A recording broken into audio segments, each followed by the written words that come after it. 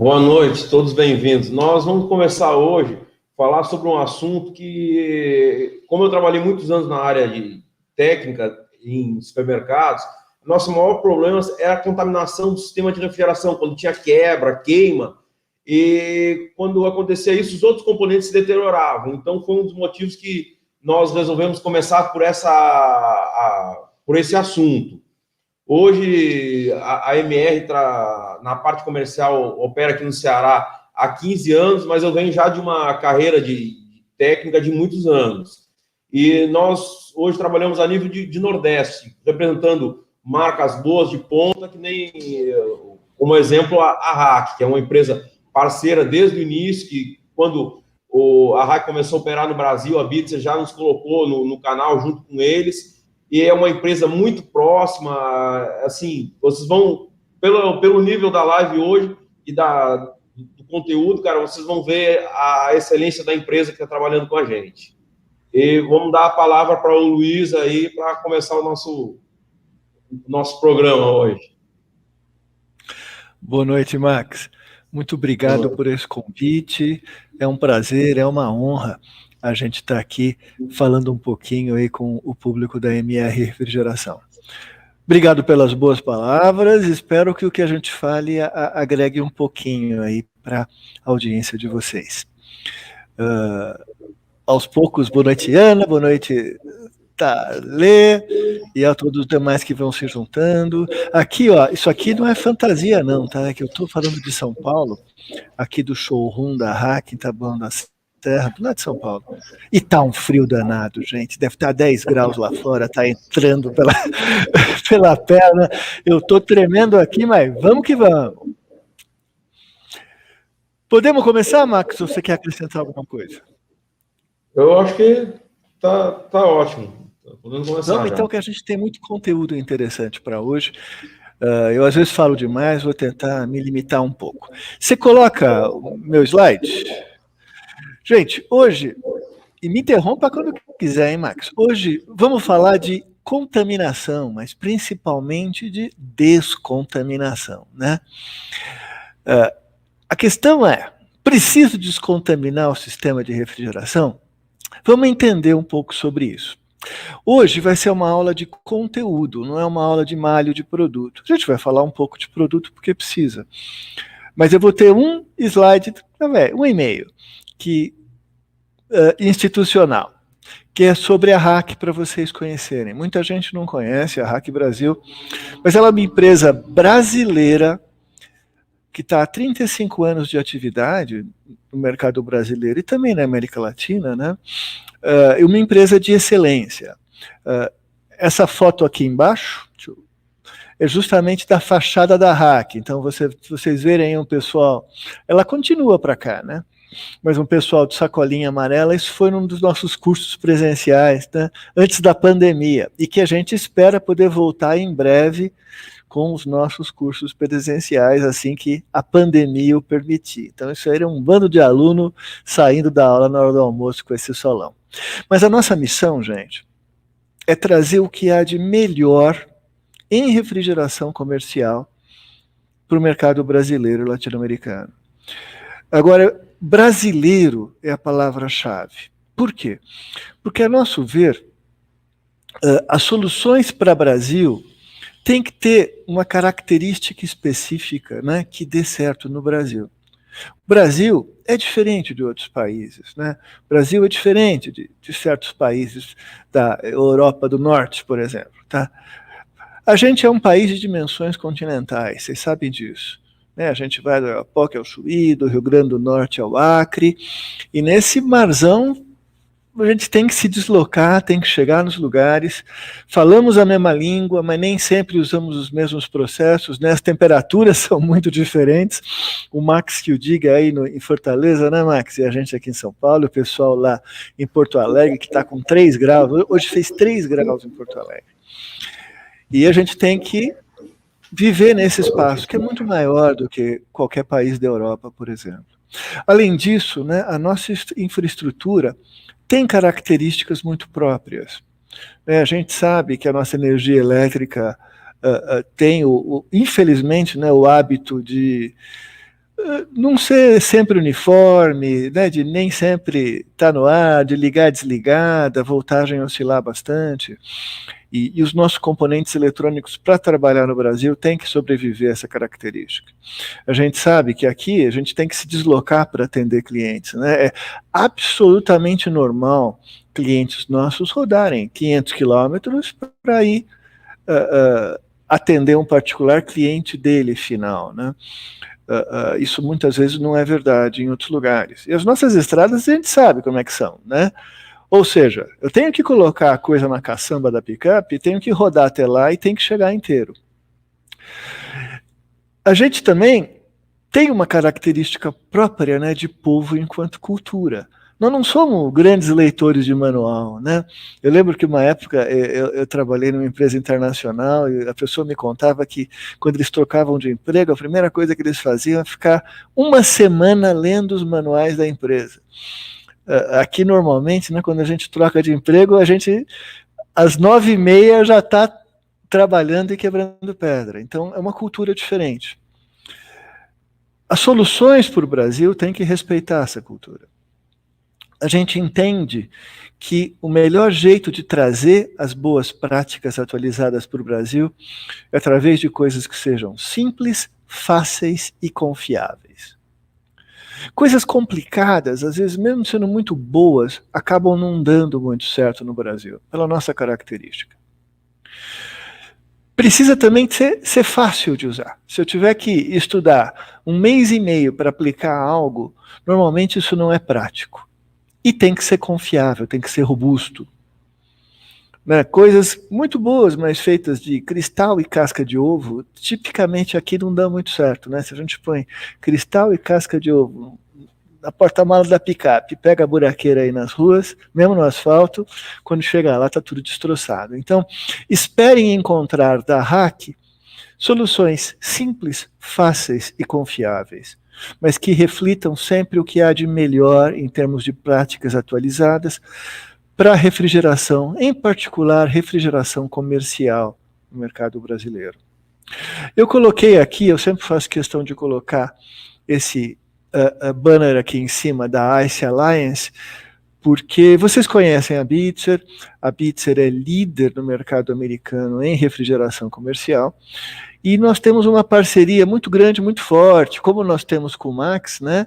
E que vem de mais de 14 anos. Essa parceria envolve compra de produtos, nós compramos os produtos deles, eles compram os nossos, desenvolvimento conjunto de produtos e de soluções, e mesmo treinamentos. Então, é muito habitual o Marcos Eusébio vir dar um treinamento aqui comigo na RAC, eu ir lá na Bitzer dar um treinamento junto com o Marcos Eusébio.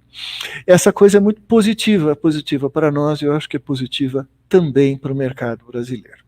E esse era meu blá institucional. Agora vocês estão conhecendo um pouquinho da RAC. Antes de começar no conteúdo, só fazer um comentário. A RAC tem um catálogo que está disponível online no site hackbrasil.com. Vocês podem ir lá e baixar esse catálogo, tá?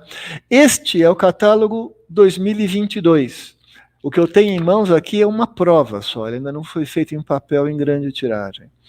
A gente deve distribuir na Febrava de novembro. Tomara que vocês possam vir para a Febrava. A gente está torcendo para ela acontecer, e vai acontecer, porque a pandemia até lá vai ceder e nós vamos estar vacinados. O nosso catálogo tem uma característica que ele não é um catálogo só de produtos. Diversas partes dele são literalmente uma apostila de conteúdo, tá? De conteúdo teórico, só para vocês verem um exemplo. Então, talvez seja interessante vocês darem uma olhada. A gente sabe que muitos clientes aproveitam demais dessas partes teóricas, do CIRO, do sistema de retorno de óleo, da parte teórica de NR13, que é aquela norma, né? Todo refrigerista tem que conhecer, uma norma com força de lei. Então, nosso catálogo tem essa característica, eu queria que vocês soubessem. Hoje, quando eu falar de conteúdo, eu vou muitas vezes citar número de catálogo. E vocês vão ver que tem 2 números. E eu vou explicar por quê. É página 39 neste catálogo, mas no catálogo antigo, em papel, é página 15, por exemplo, desse slide. Então, saibam que os 2 números se referem aos 2 catálogos. Se vocês baixarem online, vai ser referente a esse. Se você tem um catálogo em papel nosso, vai ser o primeiro número. Vamos à luta, então, gente. Vamos entender por que é preciso descontaminar sistemas de refrigeração. Contaminação no sistema de refrigeração não é uma bobagem, gente. Nós fizemos um trabalho de muitos anos com a Bitzer, com outras grandes montadoras brasileiras, e ficou identificado que a segunda maior causa de paradas não planejadas e quebras de compressores no Brasil é a contaminação e suas consequências. Eu assisti palestras de outros palestrantes onde a conclusão era muito similar. Hoje, no Brasil, a primeira causa de paradas não planejadas e quebras de compressores, se vocês têm curiosidade, são os problemas relacionados a óleo. Falta de óleo nos compressores. A terceira causa são os problemas relacionados à vibração e pulsação. Mas a segunda causa é contaminante. E eu, pessoalmente, acredito que em breve, contaminação vai ser a primeira causa no Brasil, a causa mais importante para paradas não planejadas e quebras de compressores. Por quê? Porque a questão de óleo, hoje, ela é muito bem entendida e muito já tratada, né? Hoje, a principal razão de você parar uma central de frio para fazer uma renovação é para substituição do sistema de retorno de óleo, para um sistema mais confiável. Ou seja, o refrigerista já sabe lidar bem com o retorno de óleo, felizmente, que é uma coisa enroscada, vocês sabem disso. Tenho certeza que todos vocês já viveram situações e problemas relacionados ao retorno de óleo. Contaminação, por outro lado, apesar de ser um problema importante, ele é muito pouco entendido. E mesmo quando ele é entendido, como resolvê-lo é uma coisa que poucos conhecem em detalhe. O objetivo nosso hoje é justamente focar nesse tema e tentar transmitir alguma coisa sobre eles para vocês. Além de perda de eficiência do sistema, que todo mundo sabe que contaminação pode causar, paradas não planejadas que eu acabei de falar e quebras de compressores, acontecem muito situações de paradas sucessivas e quebras recorrentes. E isso, gente, é miserável. Eu lembro de um aluno presencial que eu tive aqui, sentou na primeira fileira, gerente de uma empresa relevante aqui de São Paulo. Ele veio para a nossa aula presencial só para aprender o que estava acontecendo, porque ele teve, em 3 hacks, um hack que ele tinha, ele teve 3 quebras num espaço de 2 meses e meio. E ele não fazia a menor ideia do que estava acontecendo. E um hack relativamente novo. Se vocês acham que isso é muito, eu lembro de um outro treinamento que eu fui dar lá na Bitzer, e tinha um menino que cuidava de diversos supermercados de uma cadeia, ele estava ali na 4ª fila no corredor à esquerda, eu olhando, e quando eu comecei a falar de descontaminação, ele comentou, porque você sabe que eu tenho um supermercado que queimou compressor 3 vezes no mesmo mês. Eu falei, e você tá lá ainda? Né? Ele falou, foi do rapaz anterior. Então, isso é muito sério. Isso pode significar a questão de parada sucessiva, uma perda importante, né, de mercadoria para o seu cliente, mas principalmente uma perda do seu posicionamento como prestador de serviço para o seu cliente final. Então é importante a gente entender, saber explicar e saber solucionar, porque vai viver com 3 quebras de compressor no mesmo mês, né? Por sinal, boa noite, Gabriel, Kleber, Márcio, José, Fábio, Tiago, que bom ter essa audiência de vocês aí. Aproveitar para dar um abraço pro Missan lá do Pará, para a turma do açaí do Pará, a gente tem diversos clientes do Pará, e para o Zé Maria do Amapá. Zé Maria, estou esperando você mandar aquela mensagem. E vamos que vamos. O que é contaminação? Gente, contaminação é a presença de substâncias indesejadas. Aonde? Dentro do circuito de refrigeração.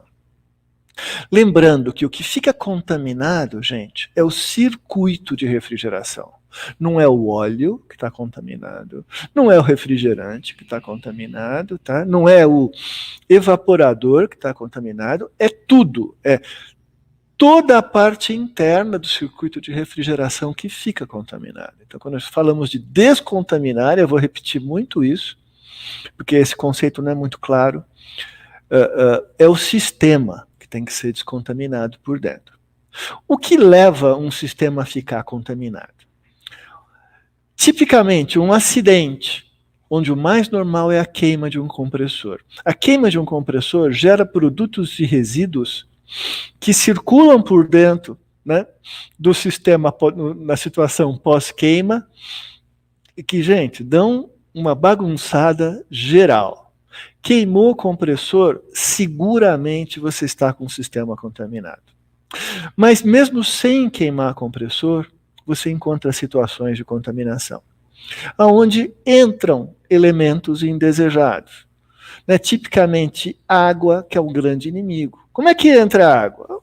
O mais normal é vácuo mal feito, ou vácuo não feito, ou em vez de dar, né, de fazer um vácuo, dar uma sangradinha, né? Eu sei que nenhum de vocês jamais fez isso. Vocês sempre fazem 3 vácuos, quebrando os vácuos com nitrogênio, certo? Gabriel, é assim que você faz, né? Tá bom. Mas acontece. Então, é uma das grandes razões. E água, vocês vão entender comigo, que é o nosso principal inimigo. Além disso, há outros tipos de contaminante, partículas metálicas notadamente, né, que acabam entrando no sistema, ou quando você põe um compressor novo, ou quando você faz algum reparo, né, que envolve solda, que envolve você cortar alguma tubulação, substituir algum componente. Partícula metálica também é contaminante. Surpreendentemente, há uma terceira fonte de contaminação, que são reações químicas dentro do sistema. De fato, essa é uma fonte chata, né? É uma fonte que perturba. E o resultado dessa contaminação normalmente é muito chato e muito ruim, dá muito trabalho, tenho certeza que muitos de vocês já viram, que é a borra, né? A borra é uma das principais consequências de reações químicas dentro do sistema. Mas há outras, como as consequências dos ácidos, que são a queima pura e simples dos enrolamentos. Sabendo o que é contaminação, vamos falar um pouquinho de quais são os principais contaminantes, que é uma coisa que não é muito bem entendida. Não dá para eu gastar muito tempo. Aqui, quando eu dou aula presencial, eu fico meia hora, 40 minutos só falando disso, porque é importante que vocês entendam. Mas dá para a gente dar uma pincelada boa dos minutinhos que a gente tem aqui. O grande e principal contaminante é a água. Aquele que a gente está o tempo todo fugindo, né? Aquele, por a razão pela qual a gente mantém pedra na nossa linha de líquido, que é para não deixar que a taxa de água dentro do sistema, né, ultrapasse um certo nível aí de partes por milhão, que vai causar problema. Agora, a água, ela é o gatilho de 2 contaminantes que são tremendamente nefastos para o nosso sistema de refrigeração, que são os ácidos, tanto os orgânicos como os inorgânicos. Aí à esquerda, nesse quadradinho, eu pus graficamente as principais equações para vocês entenderem. Tem 2 grandes fontes de ácidos no refrigerante, do nosso sistema, perdão. Ácidos orgânicos, eles são tipicamente gerados pelo óleo, esse óleo moderno, esse óleo POE, que nós usamos nos sistemas de 404, 134, né, 410, etc. Esse óleo, na presença de água, tem que ter água e calor, e a gente sabe que tem calor dentro do nosso circuito de refrigeração, né?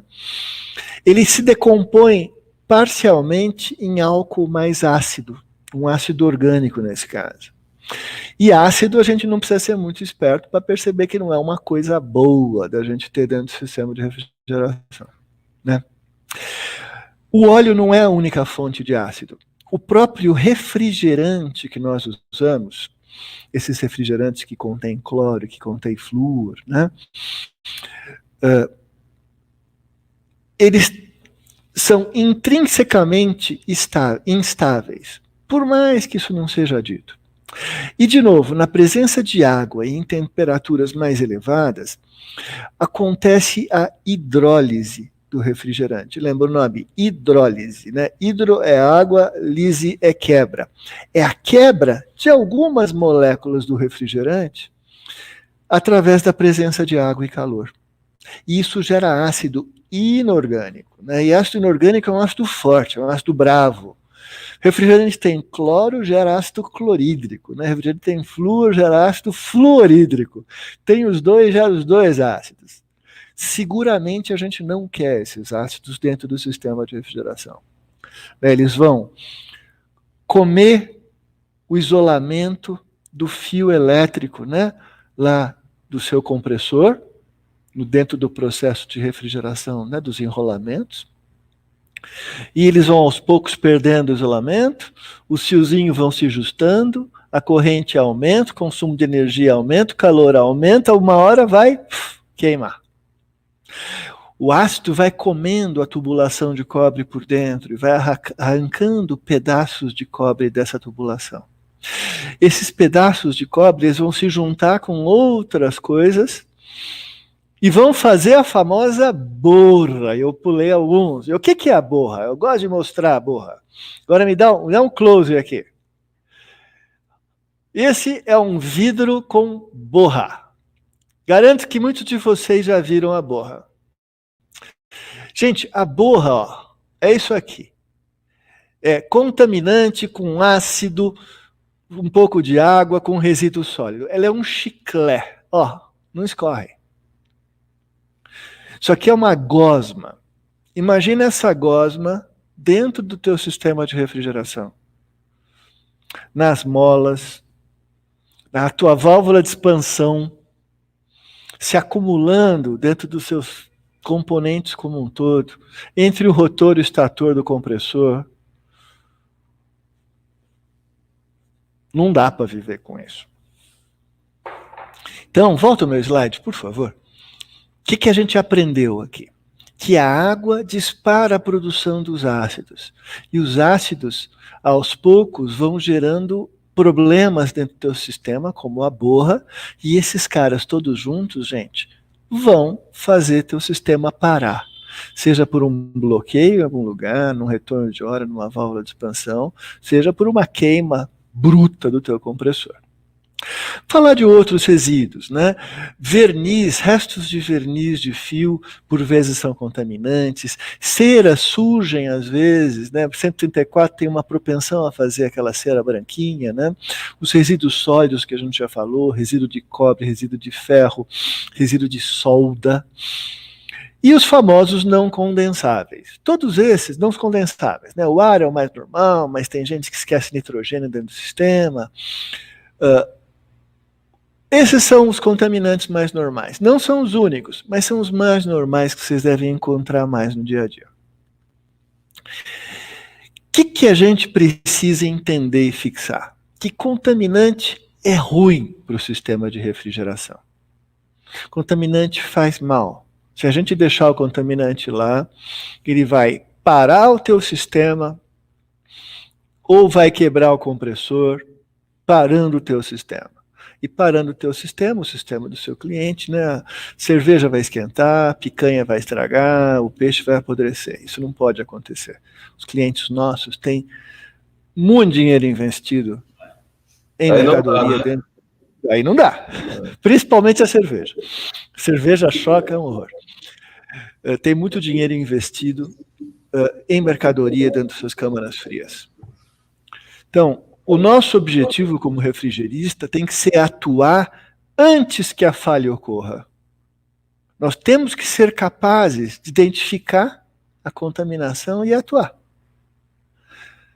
Se acontecer a falha, nos assegurarmos que a gente também descontamina, para que não seja uma falha repetitiva, para que não sejam aqueles 3 compressores queimados, aquelas 3 paradas no mesmo mês. Temos que fugir, que nem o diabo da cruz disso. E que problema que o refrigerista enfrenta para isso, né? Eu diria que a primeira grande dificuldade é identificar que o sistema está contaminado. Por quê? Porque batendo o olho no sistema, eu vou lá no laboratório, olho lá para a nossa central de frio, nossa câmara fria, os 3 expositores, eu olho, eu fico olhando, eu não sei se está contaminado ou não está contaminado. E o mesmo acontece com vocês. O Max vai lá visitar um cliente, ele olha o rack, será que está contaminado? Uma outra dificuldade é que muitos refrigeristas não conhecem um processo para a descontaminação. Às vezes eles têm uma ideia geral do que eu tenho que fazer. Eu sei que esse sistema está micado, queimou o compressor, o que eu faço? Ele tem uma ideia, mas isso na cabeça dele não é um processo estruturado. É mais assim, eu vou no meio jeitão, vou ver se dá certo. Tá? Existem alguns métodos que a gente escuta no mercado que dá até arrepio. Vou dar um exemplo de um que eu escutei uma vez. Troca o óleo umas 3, 4 vezes e daí você vai resolver o problema. Eu fico arrepiado por uma série de razões, mas tudo bem. Sem contar que hoje em dia, até estava comentando com o Max, né? Litro de óleo hoje está a preço de uísque 18 anos, né? O preço de Royal Salute, eu como falo o Pedro, aqui nosso diretor, né? Preço de Blue Label. O óleo hoje está muito caro para você usar desse jeito. Eu lembro de uma apresentação que um rapaz falou isso, alguém da plateia perguntou, mas puxa, óleo está muito caro. Ele falou, não, mas usa óleo mais barato nessas trocas. Pelo amor de Deus, não façam isso, tá? Uma das piores coisas que a gente pode fazer no nosso sistema de refrigeração é colocar um óleo inadequado. Você pode criar uma situação onde esse óleo ele gera uma espuma, eu chamo de maionese, tá? Ele gera uma maionese que é uma emulsão, porque ele não se dissolve corretamente, adequadamente, que você pode levar anos para tirar. Eu tive um cliente aqui que, depois de 1 ano e meio, ele não tinha conseguido resolver o problema, porque por mais que ele limpasse, trocasse tudo, e fez isso 3, 4 vezes, sempre ficava um restinho do óleo velho, esse óleo emulsionava, fazia maionese, a maionese cobria os filtros, travava o sistema. Primeiro perda de carga, depois trava. Boa noite, Vitor. Boa noite, João. Boa noite, Fernando. Boa noite, Natan. Boa noite, Charles. Boa noite, Nailson. Que bom que vocês estão aí. Então, gente, não façam isso. Volta no slide. Tudo isso é introdução, hein? Espero que seja interessante. Além disso, muita gente se preocupa, muito refrigerista, com o tempo necessário para descontaminar. Eu não tenho condição de fazer um serviço de 1 mês para fazer uma descontaminação, nem de 1 semana para fazer uma descontaminação. É muito tempo, vai sair muito caro, é um tempo que eu tenho, o meu contrato de manutenção não suporta isso. E eu faço, isso acontece muito com quem não tem um procedimento bem certinho, e não tem como saber se a descontaminação deu certo. Essas a gente identificou como as principais dificuldades do refrigerista brasileiro para enfrentar a contaminação. O SILD, gente, foi algo que a RAC criou para atacar esse problema. SILD não é um produto. SILD é o Sistema Integrado de Limpeza e Descontaminação. Ele é uma receita de bolo. Ele é conhecimento. A gente não vende o SILD. O SILD está divulgado em boletins informativos que estão no nosso site. Vocês podem acessar agora ou daqui a 10 minutos. Resumidamente, eles estão no nosso catálogo. Eu comentei que era uma apostila, né? Eles resumidamente estão aqui. Nós vamos falar de SILT. Tudo que eu vou falar daqui para diante é SILT, tá? Que não deixa de ser uma receita de bolo. Então, um processo estruturado, né, é outro nome para a gente dar para uma receita de bolo. SILT é uma receita de bolo para se atacar o problema de contaminação no Brasil. É um conjunto de procedimentos, uma abordagem estruturada, para ajudar vocês, refrigeristas, a identificar a contaminação, limpar, descontaminar, verificar se deu certo.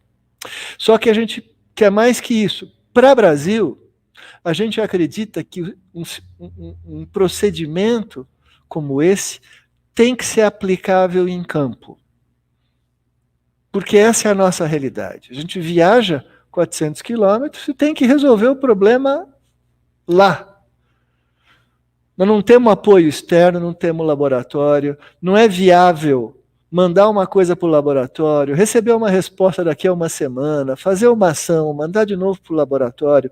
Não é a nossa realidade. Não. O custo em tempo e dinheiro não viabiliza soluções como essa, que em outros lugares do mundo são viáveis.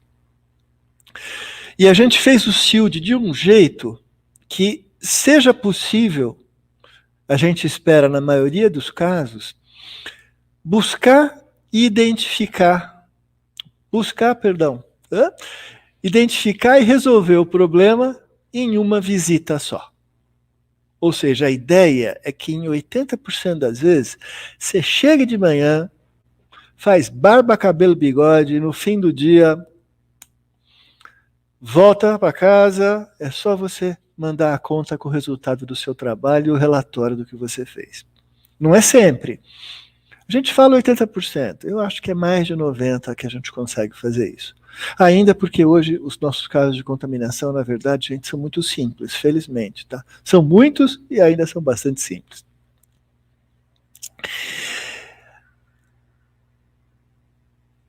Como identificar a contaminação dentro do sistema? Né? Nós, refrigeristas, precisamos de um manifold para contaminação. E o manifold não mede contaminação. Né? A gente não tem como atarrachar um negócio ali na Schrader e ter um ponteirinho que fala contaminado, descontaminado. E aí? Algo que nos ajuda muito é que existe uma variável que tem uma alta correlação com o estado de contaminação do sistema. E é o quê? É a acidez do sistema. Nota que eu falo acidez do sistema, tá? Não é nem do óleo, nem do refrigerante, nem da mufla. É a acidez do sistema. Vamos entender.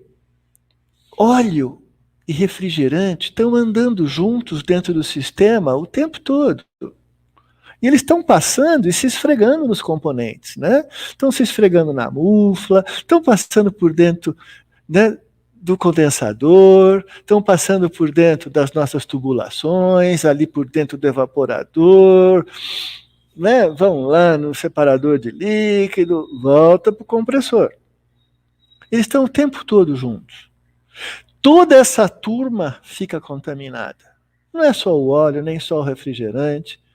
Obrigado, Juraci, pelas boas palavras. Todo o sistema fica contaminado. Então a gente sempre tem que lembrar disso. Por que acidez? Aprendeu-se. Um sistema que tem uma acidez acima de um certo valor, muito provavelmente está contaminado com os contaminantes habituais. E vice-versa. Um sistema que está contaminado com contaminantes habituais, normalmente apresenta uma acidez acima de um certo valor. Opa! Isso é um negócio importante. Sempre não. Vocês podem encontrar sistemas contaminados que não estão com acidez alta. Ou porque ainda não deu tempo para a acidez subir, ou porque o contaminante em particular lá dentro, você deixou cair o teu relógio dentro da carcaça. É um contaminante, talvez não tenha dado tempo ainda para ficar ácido o sistema, mas ele está contaminado pelo teu relógio. Deixou cair pipoca. Mesma coisa, tá? Nitrogênio. Não vai ser detectado pela acidez no primeiro momento, tá? Mas a grande maioria das vezes, um sistema contaminado vai apresentar uma acidez acima de um certo valor. E opa! Acidez, a gente sabe medir. Como que eu meço a acidez do sistema? Eu sempre pergunto isso na minha aula presencial. Como eu vou medir? Daí todo mundo fala, mede do óleo. Eu pergunto, não pode medir de outra coisa, do refrigerante, por exemplo? Pode. Por que todo mundo fala mede do óleo? Porque a gente sabe que é muito mais fácil medir a acidez do óleo que do refrigerante. Né? Ou do que você abrir lá o cárter, dar uma raspada no resíduo do cárter e medir a acidez do resíduo do cárter. Não, mas é o que é fácil, né? Por isso que existe uma grande quantidade de testes de acidez, que testam a acidez do óleo. Para atender nossos clientes, a gente também tem o nosso, que é esse que está do slide, eu estou mostrando aqui pequenininho, não precisa trocar de slide não, só para vocês verem, tá? A ideia de um teste de acidez de óleo, eu vou falar mais disso depois, é que ele é muito simples de ser usado. Né? Você pega um pouquinho de óleo do sistema, normalmente a gente tira com o sistema, a maioria das centrais de frio a gente consegue tirar um pouco de óleo com ela funcionando mesmo. Algumas não, tem que recolher, mas a maioria você consegue. Põe aqui dentro, dá uma chacoalhada, e conforme a cor que fica, você sabe se o sistema tem problema ou não. Esse, gente, é um caso de um sistema que tinha problema, só que é um caso real. Né? Quando ele fica amarelo, está muito ácido, tá? Isso é um caso real, tá? Quando ele fica laranja, também é um caso real, está numa zona intermediária. E a gente recomenda, ele está contaminado, aplica o SILD, descontamina. Não vale a pena continuar desse jeito. Boa noite, Daniela. Ou um caso como esse. Isso aqui é um caso real também, isso aqui é do nosso central de frio, que liga só de vez em quando, né? Só quando tem curso, quando a gente está fazendo um teste. Então, esse é um novo, esse aqui que tem a etiqueta é o novo, esse aqui é o que a gente tirou da nossa central de frio. Vocês veem que continua vermelho, ele não está contaminado. Então, isso é algo que você faz em 5 minutos, é o teu manifold de contaminação. É importante enfatizar uma coisa, gente. Quando você testa a contaminação do sistema através da acidez do óleo, o que você está testando é a contaminação. Isso não tem nada a ver com a vida útil do óleo por desgaste de uso. Então, exemplo, tá? Olha a cor desse óleo. Esse é um óleo que está carbonizado, é um óleo que tem que ser trocado. Mesmo que não tivesse contaminado, ele tem que ser trocado. Por quê? Porque ele está velho, está preto. Né? Esse é o óleo da nossa central de frio. Olha como ele está clarinho, ele não está contaminado e é um óleo novo, né? Está transparente. E olha esse aqui. O sistema está bem contaminado, está amarelo, está ácido, tá? E o óleo está branquinho. O óleo é novo. Esse cliente tinha um hack grande, perdeu todo esse óleo. Por quê? Porque trocou o óleo sem descontaminar o sistema e entrou numa situação onde o óleo, apesar de novo, precisou ser novamente trocado. E foram litros e litros de óleo. É isso que a gente quer ensinar para que não aconteça com vocês. Claros os conceitos, gente? Ops, o que houve? Eu troquei um slide antes de... Aí, estava nesse slide, então agora estou no slide certo. Tendo feito esse preâmbulo, e nós vamos voltar nisso, eu não quero que vocês nunca esqueçam, o sistema que está contaminado. A gente testa o óleo porque é fácil. E o óleo e o fluido refrigerante, eles estão o tempo todo andando no sistema juntos, passando pelos componentes, e é tudo fica contaminado. Descontaminar envolve atacar esse problema como um todo, não só um pedaço dele. Olha, como descontaminar, então, o interior do sistema? Boa noite, Edinaldo. Boa noite. E a gente quer fazer isso, se possível, em apenas uma visita ao cliente, sem apoio externo. Se possível, parando o sistema por relativamente pouco tempo. Por quê? Porque ele pode ter uma câmara fria lá com 10 toneladas de picanha, né? Com 5 toneladas de frango. De uma forma organizada, né? Bem estruturadinha, como uma receita de bolo. E que permita a gente verificar depois o sucesso. E principalmente que seja um processo que dê certo, né? Porque não adianta ter todas essas qualidades e não dar certo. Que seja bem sucedido numa boa parte dos casos. E é disso que nós vamos falar. É isso que o SILD trata. Só que, antes de eu detalhar o SILD, eu quero passar o espírito da coisa para vocês. Porque se vocês entenderem o espírito da coisa, tudo fica mais fácil. A verdade é que sistemas de refrigeração comercial são únicos, né? Cada cliente que você visita tem uma característica própria. Então, nós refrigeristas que lidamos com sistemas de refrigeração comercial, nós temos que nos adaptar a diferentes sistemas de diferentes formas, diferentes tipos, diferentes usos. Nós temos que adaptar a receita de bolo.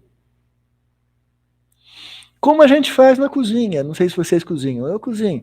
Você vai fazer uma coisa na cozinha, às vezes o ovo é grande, às vezes o ovo é pequeno.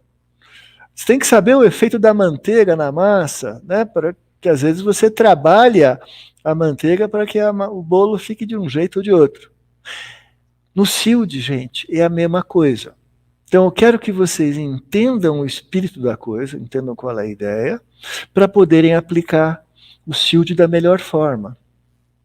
Porque eu vou falar umas coisas do SILD, você vai falar, pô, meu sistema não tem retorno de óleo, não posso usar SILD? Pode, mas você vai ter que colocar mais manteiga no teu bolo para compensar a outra coisa. Tudo bem? Então, qual é a ideia do SILD? A ideia do SILD, gente, é combinar diferentes coisas para que a gente tenha o efeito que a gente quer. O SILD combina limpeza mecânica, literalmente de alguns componentes, tá? Eu vou lá e vou limpar os componentes. A troca de outros componentes. A filtragem, mas uma filtragem especial e temporária, com o sistema de refrigeração em funcionamento. E a medição e a remedição da acidez como indicador de contaminação, diferença de pressão como indicador de saturação e verificação se o que a gente fez deu certo ou não. Como? A gente combina essas coisas de um certo jeito para ter um processo acelerado e sob controle de descontaminação. Bacana é que a gente aplica a filtragem com o sistema em operação. Então, eu paro um pouco o sistema, faço a limpeza mecânica, ponho uma coisa aqui, outra ali, e religo. Nesta religação do sistema, ele não só vai estar terminando a descontaminação, como vai estar resfriando a picanha, resfriando a cerveja. Isto feito por um certo período, a gente vai lá e confirma o resultado. E se deu certo, descontaminou, legal. A gente tem um meio para mostrar para o cliente final. Olha, eu cheguei, eu encontrei isto. Eu saí, estou deixando assim. Tira foto com o celular, assina e manda a fatura junto. é outra coisa. Você realizou um trabalho e demonstrou o resultado. Se não deu certo, você sabe o que fazer depois. Isso o Shield lhe dá. 95, 96% dos casos. Vão ter 3, 4, 5% que você vai ter que recorrer aos universitários, vai ter que ligar para a gente, vai ter que ligar para o Yannis, nosso diretor técnico, e falar: estamos numa sinuca de bico, me ajuda. E é alguma coisa especial tem que ser feita. Isso às vezes acontece, tá? No geral, a ideia é minimizar custos diretos e indiretos para você, refrigerista, para o teu cliente, e você, refrigerista, ficar bem na foto com o seu cliente. Gente, espero que seja interessante isso. Vamos lá. Antes de eu entrar no detalhe do Shield, né, antes da gente fazer a peça de teatro, vamos apresentar os atores. Então, quais são os elementos que a gente usa para aplicar o Shield? E depois eu falo como a gente aplica esses elementos. Então, vamos começar, gente, pela carcaça, né?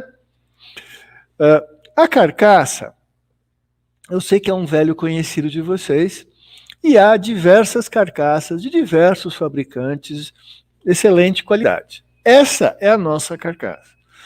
Eu prefiro mostrar a nossa carcaça do que a carcaça do outro, até porque essa carcaça é projeto nosso, a gente gosta dela, ela é bonita, simpática, vamos, né, falar das nossas coisas. Gente, a carcaça nada mais é do que um porta-núcleo, né? Ela é um filtro recarregável. Eu tenho condição, né, de colocar um filtro aqui dentro, coloco esse suporte dentro da carcaça, tampo com uma flange, e ele atua como um filtro. Quando eu precisar substituir esse filtro, eu tiro e põe. Essa carcaça é a nossa carcaça. E a gente gosta dela por uma série de razões. Ela está aqui em corte para eu mostrar para vocês algumas das razões da gente gostar dela. O porta-núcleo nosso foi muito pensado, tá? Ele tem essa estrutura de aço inox aqui no miolo, que é muito resistente. Ela serve para, quando aplicada na linha de sucção, ser uma proteção extra para o compressor. Porque há alguns núcleos, não os de nossa fabricação, mas de outra fabricação, que são muito frágeis. Eles podem colapsar e ir para o compressor. Então, esse, por exemplo, é um outro tipo de suporte de núcleo, né? É fácil a gente ver que aqui tem muito menos proteção em caso de colapso. A outra coisa que a gente gosta da nossa carcaça é que ela tem 2 pontos de vedação, né? Então a vedação dela é feita aqui e aqui. E com esse material que é moldável. Então, na hora que ele é pressurizado, ele encosta e realmente veda. É muito importante que você use filtros removíveis que vedam. Porque o que adianta você ter um filtro se a substância que você está filtrando passar pelo lado?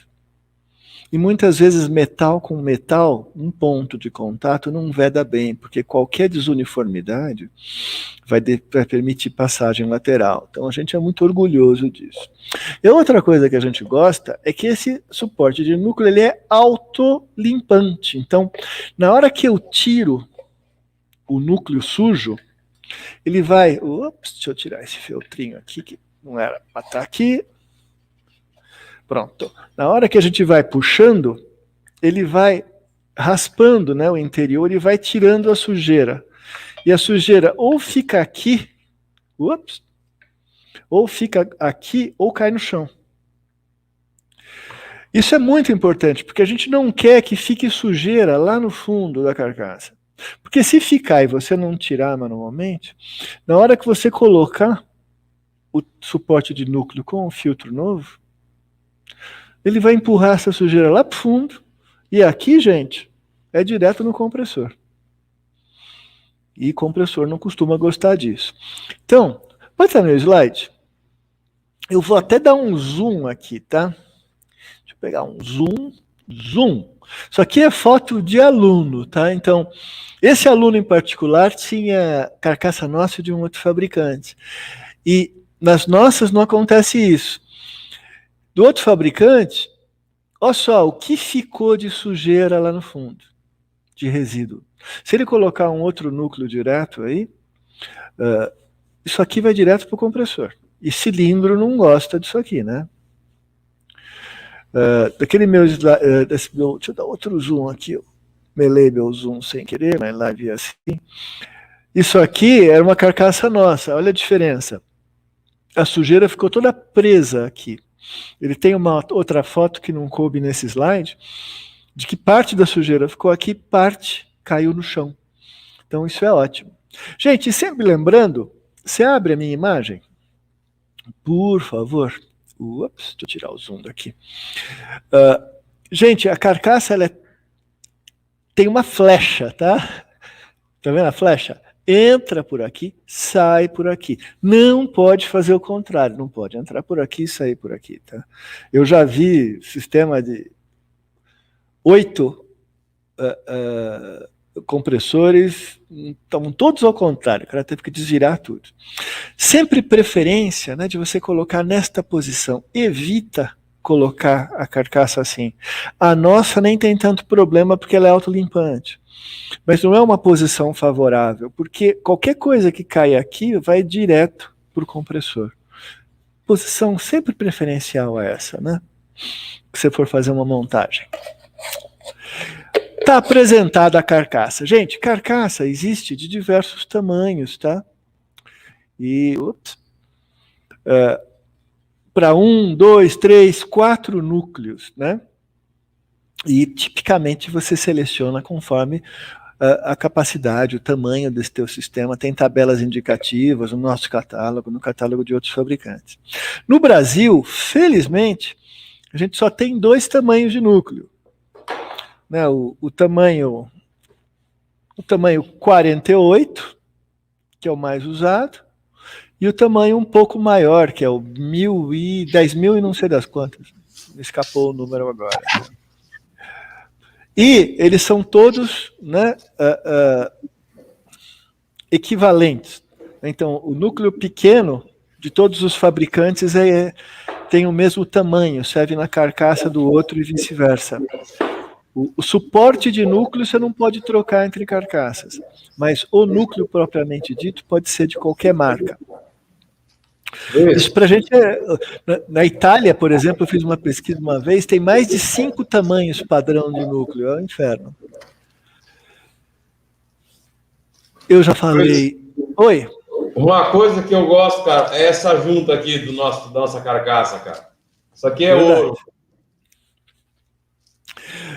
Aquilo que o Max falou, a nossa carcaça vem com uma junta de Teflon e com uma junta reserva. Eu não tenho nenhuma aqui fácil para mostrar, eu teria que tirar ali. E ainda com uma reserva, que todo mundo perde. Mas, um dos bons usos para enforca-gato é você colocar essa junta extra ali no enforca-gato, na estrutura do rack, para o cara daqui a 8 anos, se precisar, ele vai lá e acha. Por quê? Porque tem muitas carcaças que usam esse tipo de junta, né? Que é uma junta de papelão que tem que ser substituída a cada uso. Isso aqui vai junto com o nosso núcleo, se você tem uma carcaça de outro fabricante. E essa junta é chatinha. Se você amassar, às vezes o nego amassa na hora de soltar aquele que quer usar, né? E daí não dá uma vedação boa. Bem lembrado, Max. Obrigado, viu? Ups, cadê meu slide? Viva. Dupla vedação, já falei, né? Então, tá falado de carcaça, falamos da junta que vem com a carcaça, e deixa eu pôr isso no chão. Vamos falar um pouco dos núcleos, né? Os núcleos vão ser os nossos grandes auxiliares nos processos de descontaminação. Alguns núcleos a gente usa no dia a dia, né? Então, o núcleo de tela a gente está acostumado a usar no dia a dia. Esse é o núcleo que a gente põe na sucção. de fato, nas carcaças que estão na sucção dos compressores das centrais de frio que tem carcaça na sucção. Ele é um núcleo que serve como proteção, barreira física, né? A ida de fragmentos para o compressor. Ele é um núcleo de proteção do compressor. Ele pode ficar o tempo todo, e deve ficar o tempo todo, no funcionamento normal da central de frio. A gente não deve deixar a carcaça vazia, a gente deve deixar a carcaça com isso. A gente nunca deve deixar permanentemente é a palavra, tá? Um núcleo de pedra, né? A gente vai falar do núcleo de pedra na sucção. A gente usa temporariamente. Desculpa, eu balancei a mesa aqui com a minha câmera. Né? Este é o núcleo que tem que ficar na sucção, normalmente, no funcionamento normal da central de frio no seu cliente. Ele é o único núcleo que a gente chama de núcleo permanente, porque ele é um núcleo tipo lavou, tá novo. Então, tipicamente, quando você for descontaminar o sistema, que você vai usar a carcaça para outra coisa, você pega esse núcleo, tira, dá uma limpadinha, põe no solvente, ele vai voltar, vai ficar perfeito. Ele não é indestrutível. Tem um jeito fácil de destruir ele, eu vou falar depois. Mas ele é um núcleo que, se você tratar bem, ele vai durar mais que o seu compressor, provavelmente. Daí nós chegamos nos chamados núcleos de pedra, né? Esse, tá dando um ecozinho aí. Esse, se continuar o eco, vocês me falam. Não, parou. Esse, por exemplo, é um núcleo AA. É um núcleo de alta adsorção. Vocês estão mais acostumados com esse núcleo, que é um núcleo AN. Eles são muito parecidos. Este em particular eu peguei porque ele é uma safra nova, que é muito fácil de identificar, mas às vezes você olha e você não consegue distinguir um núcleo do outro. Eu vou falar primeiro do AA, porque é mais fácil, mas normalmente vocês estão acostumados com o AN. O núcleo AA, gente, é um núcleo que a gente chama que é um crivo molecular. Esse núcleo serve para retirar água. Ele retira água do sistema. Vamos entender como ele funciona. É importante vocês entenderem como ele funciona, para também entenderem quando substituir. Essas bolinhas, ó, estão vendo essas bolinhas? Cada uma dessas bolinhas é um negócio chamado crivo molecular. Dentro dessas bolinhas, não é entre elas, dentro dessas bolinhas, tá? Existem minúsculas cavernas, são caverninhas minúsculas, tá? Do tamanho de uma molécula. Em particular, um pouco maior do que uma molécula de água, mas menores do que as moléculas de refrigerante, de óleo. Então, o que acontece? Na medida em que o fluido refrigerante com o óleo passa através desse núcleo e é filtrado, se eventualmente houver um pouquinho de água, ela vai para uma dessas caverninhas. Se tiver outra molécula de água, ela entra nessas caverninhas. Então, é desta forma que o núcleo de pedra remove a umidade do sistema. E é esta a finalidade de um núcleo AA, um núcleo que é crivo molecular puro. É remover a umidade do sistema. Importante vocês entenderem de todos esses filtros, gente, é que existe nele um certo número dessas caverninhas que vão absorver água. E na hora que essas cavernas encherem, ele não absorve mais água, ele está saturado de água. Este filtro, por exemplo, que eu deixo aqui no showroom, já saturou de água faz muito tempo, apesar de ele nunca ter sido usado. Por quê? Porque a umidade do ambiente estragou, saturou o filtro. Não é que estragou, saturou, ele já não serve mais para filtrar. Por isso que sempre, né, vocês vão receber filtros de pedra em latas como essa, vedadas, sem umidade dentro, né, que nem uma lata de cerveja ou uma lata de bola de tênis.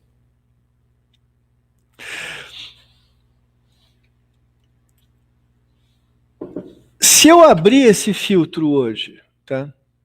E deixar ele ao ar livre final de semana inteiro, segunda-feira, se hoje é sexta-feira, segunda-feira ele já vai estar cheio de água.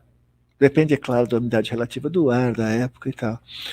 Mas qual é a ideia? A gente só abre a nossa lata de filtro de pedra quando for usar. Eu não abro antes. Eu abro, ponho na carcaça, fecho a carcaça, faço o vácuo. Todos os filtros de pedra são iguais? Não, há diferenças. Então, hoje nós vamos falar de 3 tipos de filtro de pedra. Esse é o AA. Ele é crivo molecular puro, serve para tirar a umidade. Esse é o AN, que é provavelmente o filtro que vocês estão mais acostumados. Vocês estão vendo que tem bolinha vermelha e bolinha branca? Este em particular é fácil de ver, tem alguns que estão da mesma cor, tá? Mesmo nossos. Significa o quê? Que ele tem 2 componentes. Ele tem o crivo molecular, mas também tem um outro produto chamado alumina. A alumina, ela serve para absorver um pouco de acidez. E a gente usa bastante essa propriedade da alumina quando for fazer descontaminação. Ela vai nos ajudar a tirar aquele ácido que pode ter sido formado pela presença de água. Então ela vai tirar não só a água como o ácido. Em sistemas com R22, era habitual se usar esse tipo de filtro na linha de líquido, continuamente. Só que em sistemas com 404 e 134, isso não é uma boa ideia. Por quê? Por 2 razões. Primeiro, que o óleo que a gente usa em sistemas de 404 e 134, ele gosta muito de água. Muito. Ele gosta 40 vezes mais de água do que os óleos que a gente usa em sistemas de R22. Então, a utilização de um núcleo como esse, o AA, em sistemas com 404, 134, ele é muito mais inteligente, porque ele tem maior capacidade de absorver água do que esse aqui.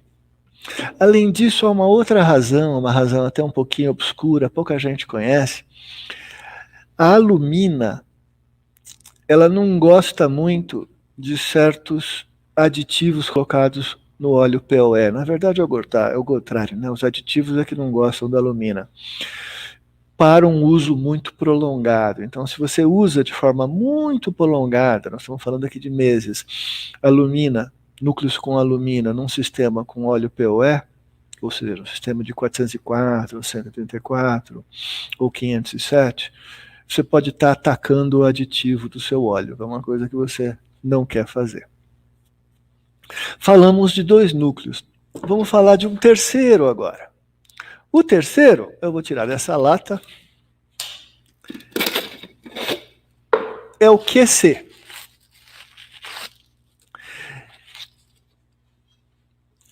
Esse é o núcleo QC. Tá vendo que ele tem coisinhas pretas? Na verdade, ele tem coisinhas brancas e coisinhas pretas na sua constituição. Ele tem, basicamente, 3 substâncias primárias. Tudo isso está no nosso catálogo, tá? E esses nomes são os nomes dos nossos, mas outros fabricantes fazem coisas similares. Vamos lá. Estes 2 núcleos, eles podem ter um uso permanente no seu sistema. Você provavelmente deixa permanentemente o núcleo de 404A na linha de líquido, o núcleo AA num sistema com 404A ou 134 na linha de líquido, né? E se seu sistema for de R22, você provavelmente você deixa permanentemente este núcleo na linha de líquido.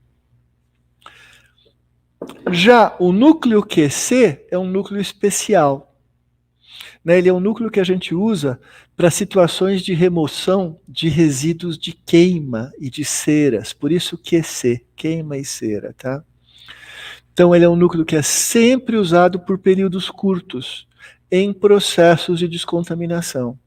Muitos refrigeristas sabem disso, mas eles não sabem exatamente como aplicar e como verificar se funcionou legal. Francisco, você leu meu pensamento. O Francisco pergunta: como identificar que o filtro saturou? Excelente, tá? No uso normal, o que você faz nas suas visitas de manutenção preventiva com relação aos filtros de pedra que você deixa para uso contínuo é verificar se ele já saturou de água e também verificar se ele, porventura, ficou revestido de alguma coisa que está bloqueando o seu funcionamento bom. Algo físico, tá? Que gera perda de carga, que vai gerar flash gas ou diabo. Você tem que ver as duas coisas. Como é que a gente sabe se ele saturou de água? Visor de líquido. A gente sempre tem que ter um visor de líquido com célula de verificação de umidade visível. Tá? Não vale visor de líquido que você não enxerga nada. O visor de líquido ele tem duas finalidades. A gente costuma ter um visor de líquido sempre perto do evaporador para tentar identificar flash gas. Né? Isso vocês são tudo macaco velho, vocês sabem, né? O cliente começou a reclamar, tá perdendo eficiência meu sistema. Quando você chega lá, a primeira coisa que você vai olhar é o visor de líquido se tem flash gas, né? Porque esse normalmente é o principal indicador, a principal causa de a perda de eficiência, normalmente é resultado do quê? De fluido que vazou, né? O sistema desbalanceou. Mas tem uma segunda finalidade que é muito importante, que é identificar o grau de umidade. Esse aqui, por exemplo, é uma unidade que é um visor de líquido que está aqui no showroom. Na umidade do ar, olha, ele está totalmente amarelo. Essa célula tem que estar verdinha. Verdinha, verdinha. Se ela começou a ficar amarelada, você tem que trocar os seus filtros de pedra. Sejam eles de carcaça, sejam eles herméticos, tá? Esse é um excelente indicador de umidade. Ele te dá um aviso bem antes do teu grau de contaminação por água começar a gerar problemas. Faça a preventiva, olhe o indicador. Você vai evitar muito problema na vida, muito trabalho. Olha no nosso catálogo, gente, lá no visor de líquido, ele mostra para cada fluido refrigerante quantas partes por milhão de água ele começa a virar. E vocês vão ver que é 2, 3 dígitos, é pouquinha coisa ele já começa a virar, que é muito importante. Assim, para você ter um quantificador, 2.000 partes por milhão de água é um enorme problema. Então você identificar com 50, com 100, que está na hora de trocar o filtro, é excelente, está no caminho certo. Além disso, sempre que você for fazer a preventiva, mede o delta P antes e depois, tá? É um bom jeito de você identificar se não existe... Está dando um pouquinho de eco, gente. Se não existe uma barreira física cobrindo o seu filtro de pedra. Isso normalmente a gente faz nos filtros de sucção, mas é boa prática também fazer nos filtros da linha de líquido, nas carcaças da linha de líquido. Não só nas carcaças, gente. Se for filtro hermético, é a mesma coisa. Ô, Luiz, uma coisa importante que eu vou lhe perguntar, que no tempo de manutenção, todas as vezes que a gente ia trocar uma pedra, a gente sempre teve o hábito de usar o soprador térmico, porque muitas vezes quando tu tira a carcaça, condensa lá dentro, aquela própria condensação já satura o filtro, né? O Max tem toda a razão, você se antecipou um slide meu que vai estar daqui a uns 8 slides, eu vou mostrar isso, mas a gente já fala já. Isso é muito importante, tá? Quando você troca filtro, quando você troca núcleo nas carcaças da sucção, habitualmente elas estão muito frias, elas estão na sucção, gente. E você não deve abrir a carcaça antes de entrar com um soprador térmico. Por quê? Porque se ela abre, o próprio frio vai gerar condensação, vai gerar contaminação. E sempre, sempre, repito, sempre que você troca o núcleo, tem que fazer vácuo. Faz vácuo, quebra com nitrogênio. Faz vácuo, quebra com nitrogênio. Faz vácuo, quebra com nitrogênio. Na verdade, o último vácuo você já pode quebrar com fluido refrigerante. Quebrar por dentro, tá? Precisa. Deixa eu tentar explicar para vocês. Na hora que você está fazendo vácuo, a pressão baixa. Ela baixando de um certo valor, a água vira gelo. E na hora que as gotinhas de água viram gelo lá dentro, elas não querem sair. Porque eles precisam sublimar. E você não consegue. Na verdade, você não consegue fazer vácuo, você já percebeu, né? Que ela não baixa. Então, qual é a ideia? Você faz o teu primeiro vácuo, você tira... Vou falar números chutados, mas para você entender, tá? Você tira 99% da água, fica 1% lá dentro. Esse 1% é muito, tá? Daí você quebra com o nitrogênio. E tira de novo o 99% que sobrou. Daí você fica com 0,01% de água. Daí você quebra com o nitrogênio de novo e faz vácuo de novo. Você vai ficar com 0,0001% de água. Você vai ficar com... precisa fazer a conta, vai ficar com 1 parte por milhão de água. Aí é tolerável, naquele pedacinho. Eu sempre recomendo para o pessoal, posicione válvulas de serviço de forma que seja fácil você fazer manutenção em carcaça. Ah, mas o rack do meu cliente não tem, eu tenho que fazer vácuo numa linha de 100 metros. É verdade, aí é um inferno gaulês, né? Mas quando você fizer uma manutenção nesse sistema, põe uma válvula de serviço lá. Vai te salvar a vida, você vai ver como vai te poupar tempo. Se eu for assumir um sistema, reparou que é isso? Na listinha de coisa que você vai fazer para assumir o sistema, principalmente se o contrato de manutenção é fixo por mês, é colocar a válvula de serviço no lugar certo. E colocar Schrader no lugar certo para você medir com facilidade a diferença de carga e saber quando trocar filtro. Tudo bem, gente? Eu só não falei de um filtro, que é o filtro de feltro, que é esse aqui, meu amigo. Eu destruí um filtro de feltro para você ver. Então, esse é o nosso filtro de feltro. Nosso filtro de feltro, ele tem uma estrutura de aço, justamente para dar segurança para ele, tá? E olha o que tem dentro. Adivinha, é feltro. No nosso caso, em particular, é feltro mesmo, tá? Não é uma pasta. Alguns usam uma pasta de alguma coisa, tá? Isso aqui enroladinho, né?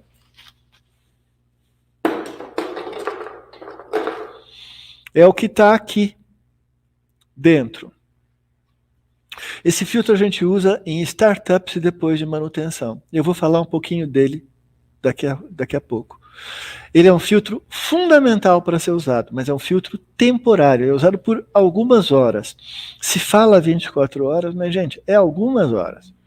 Eu já ouvi na Bitzer falando 2, 3 horas, tá? Mas ele é muito importante, porque tem uma capacidade de reter particulado fantástica, e que vai poupar o seu filtro de tela, aquele filtro permanente que não estraga, a não ser que você faça besteira. Só usamos filtro de feltro na sucção. Ufa, apresentamos os atores da nossa peça, quase todos, só faltou um. Quem faltou? O FTDO. O que é o FTDO?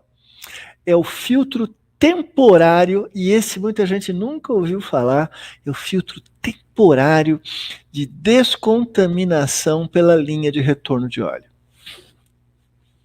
Ui, ai, ai. Este, gente, é um FTDO. Ops, assim até vocês leem. Esse, gente, é um FTDO. Tem uma seta e tal. Como o nome fala, a gente usa na linha de retorno de óleo. Antigamente, a gente usava uma carcaça como FTDO, que você carregava no porta-mala, punha e tirava. E a turma começou a reclamar, porque é chato colocar núcleo, apertar a flange sem ter um apoio, né, com ela solta no ar. Então, hoje em dia, o preferido da torcida brasileira é esse FTDO. Por quê? Porque ele é pequeno, fácil de colocar, fácil de carregar, hermético, mas você tem que jogar fora depois de usar. E é do tamanho de um filtro de óleo. Legal. Então, apresentados os atores da peça, vamos chegar no pedaço. E esse tal de Silvio Vilaça, você ficou enrolando aí? Uma mensagem do Francisco. Ah, tá. Enrolando aí e não falou do Silvio. Agora nós vamos falar do Silvio. A nossa receita de bolo. Então, se você abrir o nosso catálogo,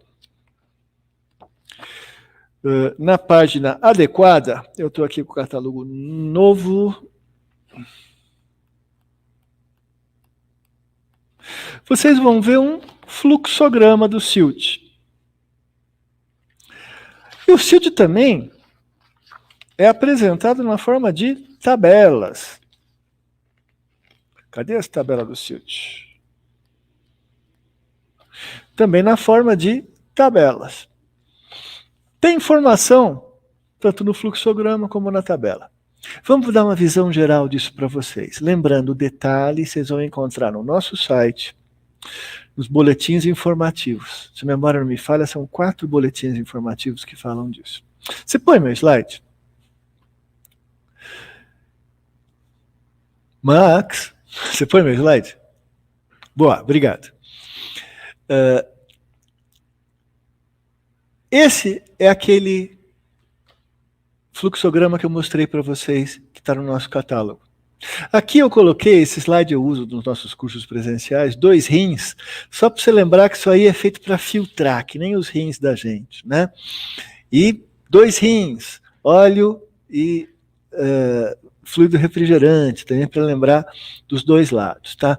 Mas, na verdade, quando vocês forem ler isso, vocês vão ser os procedimentos detalhados, estão vendo? Teste aqui, teste aqui.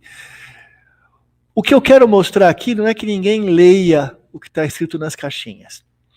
É que o espírito da coisa do Silt é eu tratar a linha de óleo, é eu tratar a linha de sucção e eu tratar a linha de líquido. Atuando simultaneamente nas 3 linhas, a gente acelera o processo de descontaminação. E com isso consegue a meta de resolver o problema numa visita, com sorte. Puxa, mas e se eu não tenho uma linha para tratar? E eu não tenho carcaça na linha de líquido? Por isso que a gente explica os detalhes do SILD para você adaptar o SILD às situações daquele cliente em particular. O que eu tenho que fazer com o SILD? Trocar algumas coisas, limpar algumas coisas e filtrar. Depois verificar se deu certo. Vamos entender. O que eu tenho que trocar? Eu tenho que trocar meus filtros. Quando você aplicar o SILD, gente, você vai trocar todos os filtros. Você vai trocar o seu filtro de óleo, se você tiver. Você vai trocar os seus filtros secadores, se você tiver. E você vai trocar o óleo. Puxa, mas eu preciso trocar o óleo, caro como ele é? Precisa. O que acontece é que o óleo, eu já te falo, o Alexandre me perguntou qual é a diferença entre o FTDO e o filtro de óleo, eu já te falo, Alexandre. O óleo, quando ele fica numa situação ácida por muito tempo, ele perde as suas propriedades lubrificantes, ele deixa de ser aquele óleo que você comprou. Porque a acidez atacou uma série de aditivos que é o que geram a viscosidade e as propriedades dele. E não tem jeito de resolver? Nós não recomendamos nenhum jeito de resolver a acidez do óleo. Eu sei que a Bitzer também não recomenda e endossa nenhuma solução para acidez de óleo. A gente sabe que existem algumas coisas sendo oferecidas, mas a gente também não tem... Que palavra que eu vou usar? Nós não garantimos nada e nós sabemos que diversos fabricantes de compressor também não garantem e consideram o seu uso fora de garantia, como que invalida a garantia. Tem que trocar o óleo. Aí sempre me perguntam nessa hora que eu falo de troca, e tem que trocar o fluido refrigerante? Não.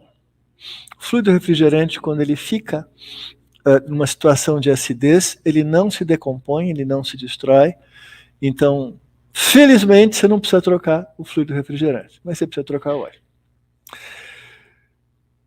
Responder a pergunta do Alexandre. Qual é a diferença, entre o filtro de óleo e o FTDO? No caso, gente, a gente fez o FTDO só para ficar parecidinho com o filtro de óleo. Mas por dentro eles são totalmente diferentes, tá? Um filtro de óleo, olha só, por dentro ele tem algum mecanismo, no caso é um tipo de filtro, para reter particulados e não deixar que particulados que voltam pela linha de retorno de óleo vão para o cárter do compressor. Já o FTDO tem outra finalidade totalmente diferente. Ele vai ajudar a retirar a contaminação residual do sistema depois que você fez trocas e limpezas. Essa contaminação tipicamente vai ser o quê? Ele vai ajudar a tirar água e vai ajudar a tirar ácidos no processo de continuidade da limpeza. Espero ter te respondido, Alexandre. Vamos lá. Legal. Eu vou fazer o shield no meu central de frio, vou trocar o óleo e os filtros. Tá bom. E limpeza mecânica? Tem que fazer? Se você puder, faça. Ah, mas meu compressor não dá para eu soltar o cárter e limpar o cárter. Se não dá nem para você limpar pelo visor de óleo, você não vai limpar e vai demorar mais para o processo de filtragem acontecer. Então, de novo, a gente aplica o shield dentro das limitações do nosso sistema. Mas aonde eu devo fazer limpeza mecânica? No cárter do compressor, no separador de óleo e no reservatório de óleo.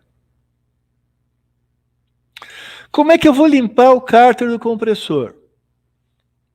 Tem que conversar com o fabricante do seu compressor, tá? A gente não quer dar palpite. Tenha cuidado com o uso do 141B, porque o 141B tem uma tendência a descascar a proteção do isolamento do motor, tá? Então, se você põe 141B no cárter, e muitas vezes é necessário, tenha cuidado de tirar tudo, de deixar ele evaporar tudo, tá? Qualquer restinho que ficou.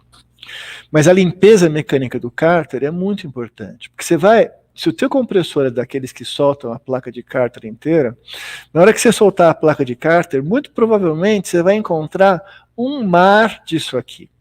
Ele pode ser preto, assim, que nem essa borra. Às vezes, se ficou o ácido por muito tempo e decapou muito cobre, isso aqui fica com cor de cocô de criança, sabe? Aquele meio amarelado. Só que não é cremoso, ele é gosmento. E uma placa. Não vou exagerar de falar que você encontra isso latas e latas, e tem que tirar. Tem que tirar, por quê? Os fluidos refrigerantes, com os óleos de hoje em dia, eles são excelentes solventes. E se você ligar o sistema com essa massa de borra lá dentro, ele vai dissolver um pouquinho dessa borra, misturar com um óleo com refrigerante e você recontaminou o teu sistema. Por isso que a gente faz limpeza mecânica nos lugares que mais acumulam. E um dos lugares que acumula é o cárter do compressor. Se você não fizer isso ou não conseguir, vai ter que filtrar muito mais para tentar conseguir tirar tudo isso que vai sendo diluído pelo refrigerante, pelo óleo. Entenderam? E aonde mais eu limpo? o separador de óleo e um reservatório de óleo, se eventualmente você tiver. Isso é o que a gente recomenda. Conforme... Deixa eu testar um negócio aqui. Ops. Ó, é ao vivo, hein? Tcharam!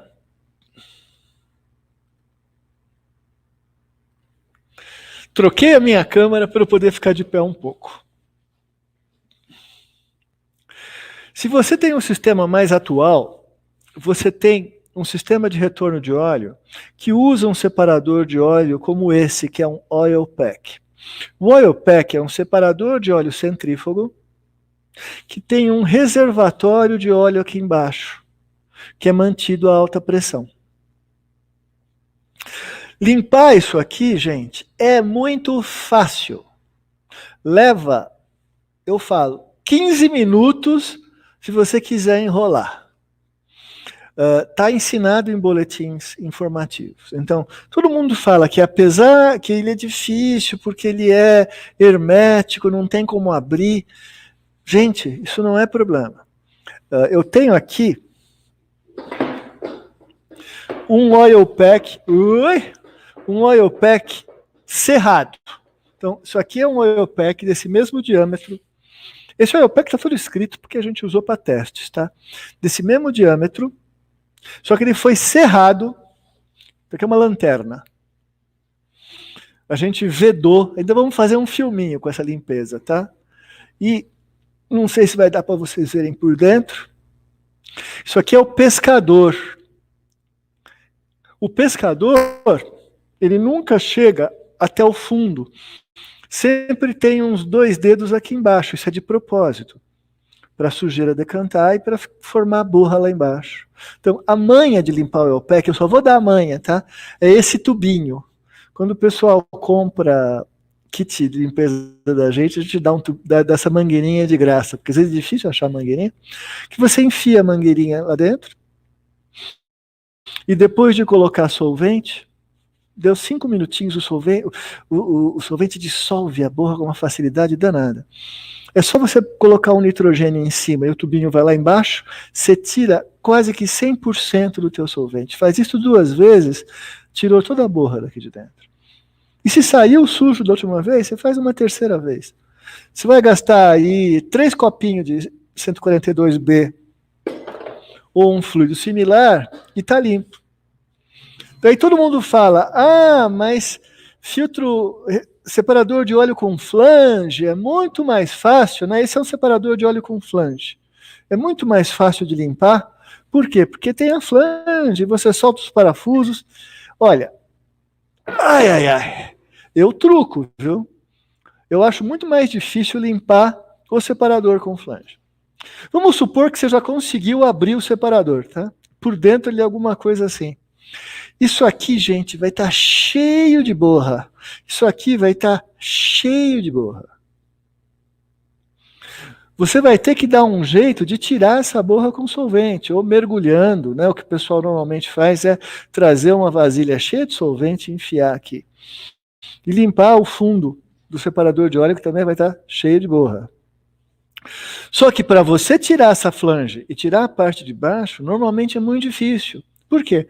Porque esse separador de óleo está parafusado aqui numa estrutura.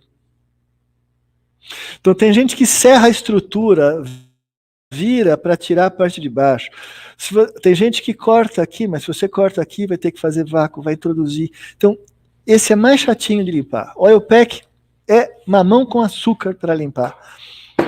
Tem que ter a manha. Então, esse foi o meu rápida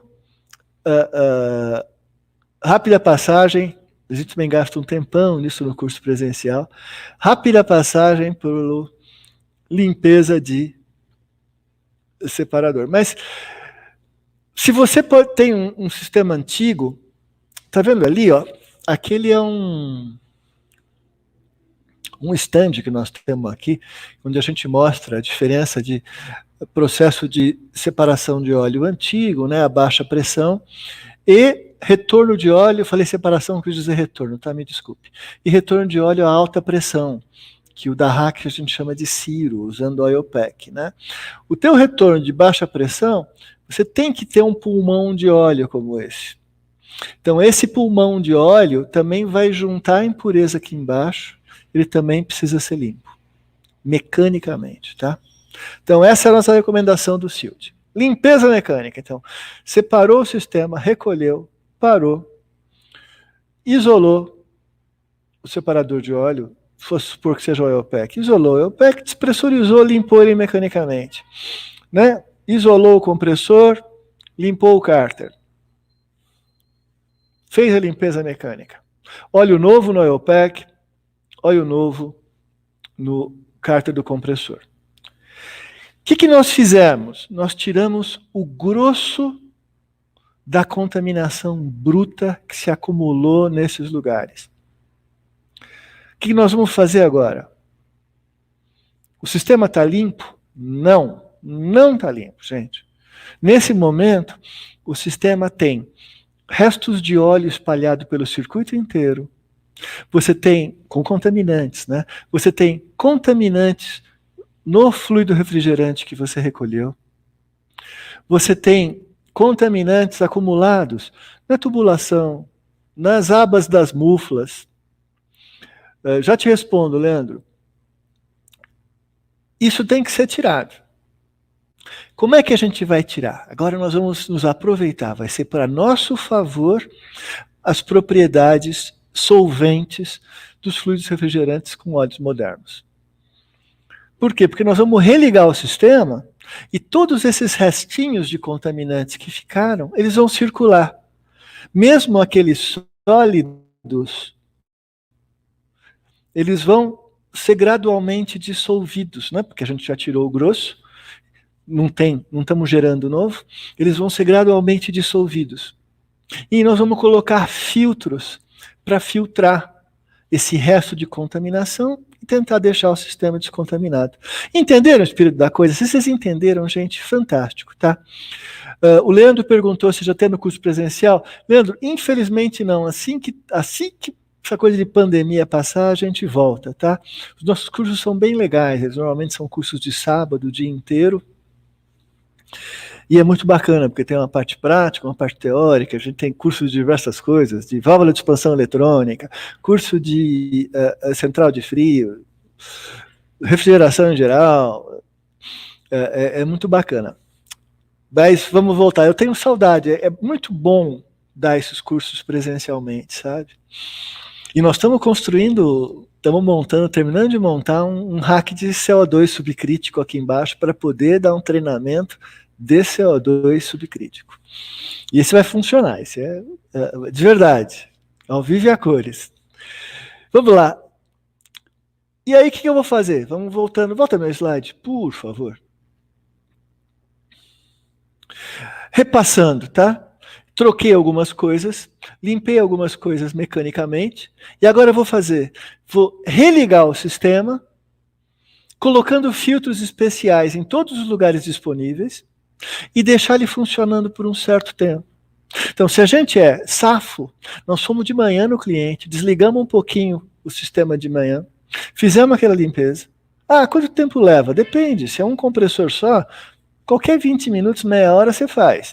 Se é um rack com 8 compressores, você vai precisar ter mais gente para te ajudar. Senão você vai levar mais tempo. Limpar 8 cárters não é bolinho, né? Dá trabalho. Mas a ideia é que você use uma parte do seu tempo, tipicamente da manhã, o dia ainda não está tão quente, tá? Para fazer a limpeza mecânica, daí você ressuscita o sistema com filtros especiais, ele volta a funcionar, ele volta a refrigerar, mas na verdade o que você está fazendo é terminar o processo de descontaminação. Vamos entrar no detalhe do detalhe agora. Então, essa é a tabela de filtragem do Silt. Ela está lá no nosso catálogo, página 21 no VEA, 45 no 2022, tá? Tem uma parte aqui de sistemas novos, que na verdade é um parênteses do Silt. Nós vamos começar mesmo com sistemas que já existem. Legal. fiz a limpeza mecânica, qual é meu próximo passo? Este é o seu próximo passo. Deixa eu ampliar aqui. O que você vai fazer agora é o seguinte.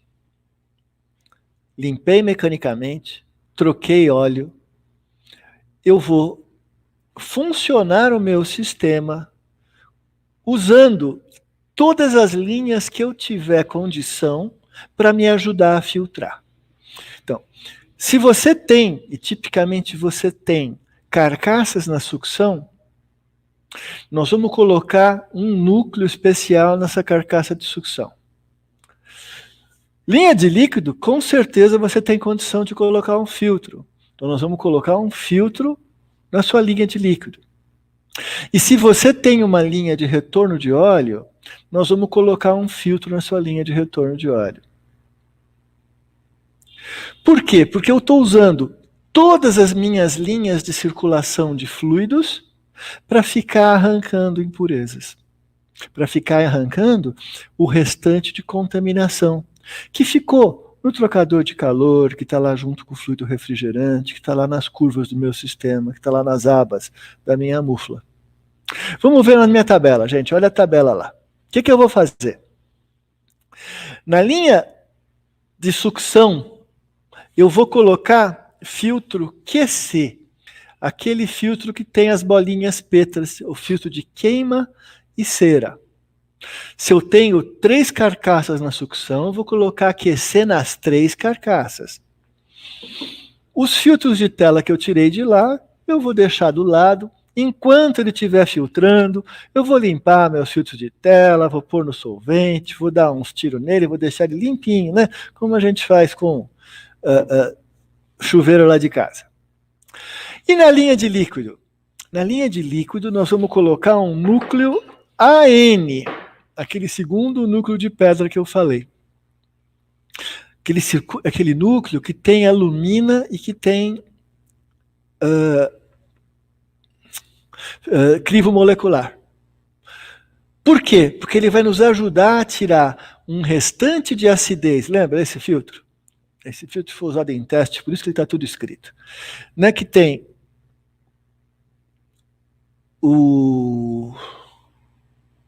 Espera um pouquinho, João Paulo, acho que você quis dizer hermético, mas tudo bem.